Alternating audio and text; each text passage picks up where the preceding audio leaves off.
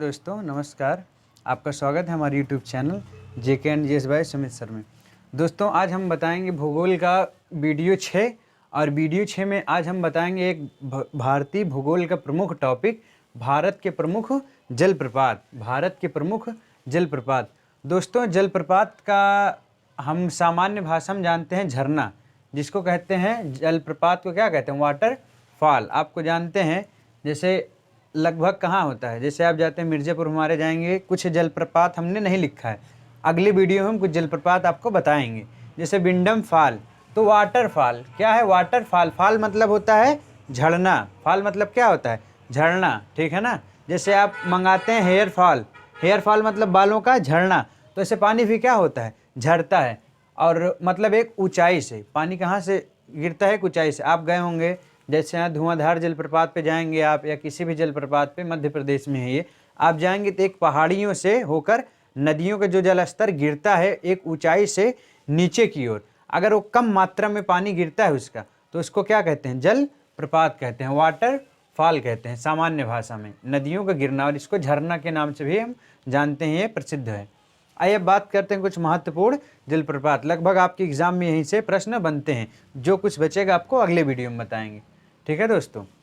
आइए बात करते हैं जोग जलप्रपात।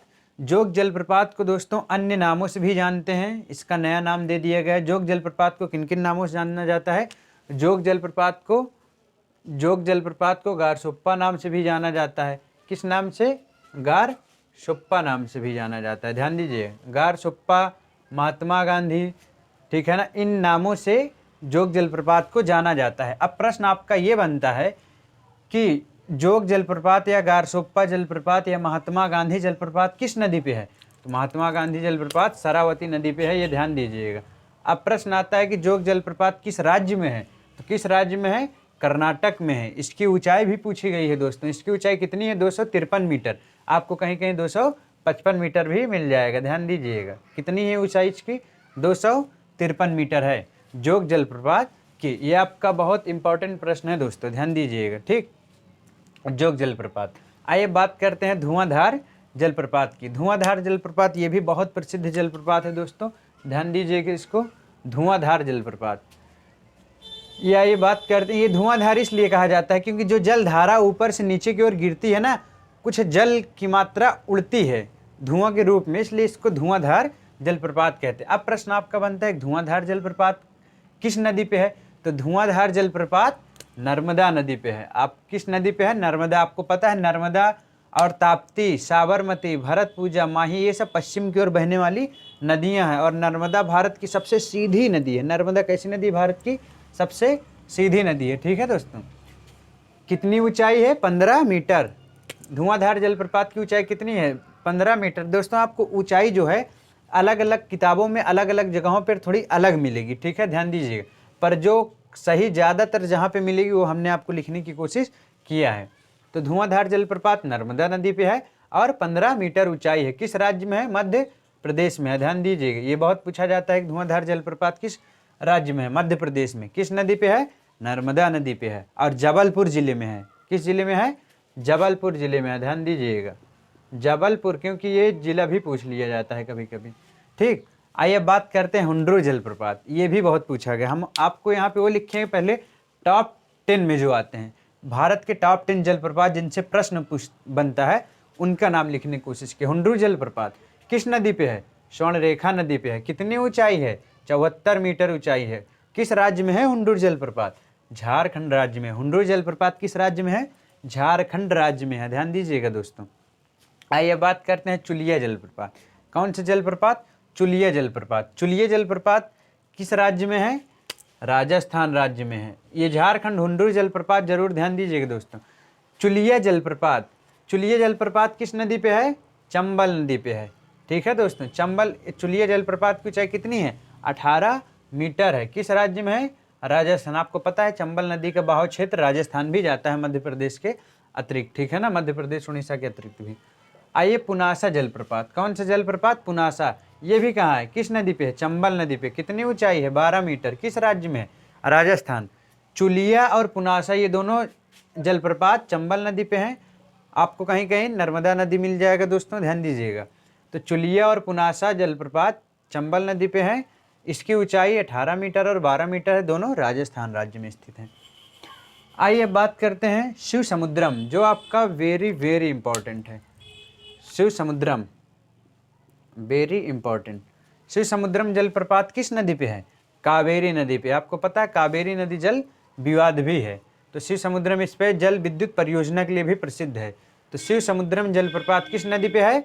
कावेरी नदी पे है। कितनी ऊंचाई है इसकी? 98 मीटर। आपको ऊंचाई कई अन्य किताबों में अलग अलग मिल जाएगी, ध्यान दीजिए। शिव समुद्रम जलप्रपात की ऊंचाई 98 मीटर है, ध्यान दीजिएगा। किस राज्य में है? आपको पता है कर्नाटक राज्य में। किस राज्य में है शिव समुद्रम जलप्रपात? कर्नाटक राज्य में है। आइए अब बात करते हैं पायकारा जलप्रपात। पायकारा जलप्रपात दोस्तों ये पायकारा नदी पे है, ये तमिलनाडु में है। पायकारा जलप्रपात किस राज्य में है? तमिलनाडु में। किस राज्य में है? तमिलनाडु में। और किस नदी पे है? तो पायकारा नदी पे है। इसकी ऊंचाई इसलिए ज्ञात नहीं है दोस्तों, क्योंकि यह जो है तमिलनाडु, आपको पता है यहाँ पे पहाड़ियाँ पाई जाती है, ब्लू माउंटेन, जिसको नीलगिरी पर्वत कहते हैं। उस पहाड़ियों पर स्थित यह एक जलप्रपात है जिसकी ऊंचाई ज्ञात नहीं, इसलिए आपको यहाँ जलप्रपात की ऊंचाई नहीं दी है जबरदस्ती, ठीक है ना। आइए मधार जलप्रपात।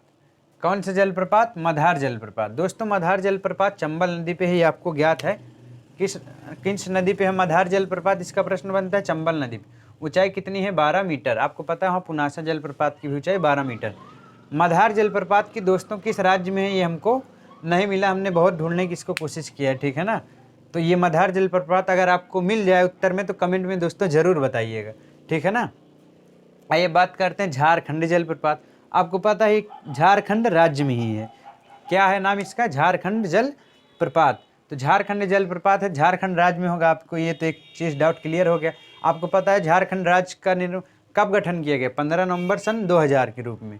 15 नवंबर सन 2000 में झारखंड राज्य का गठन किया गया, ठीक है ना।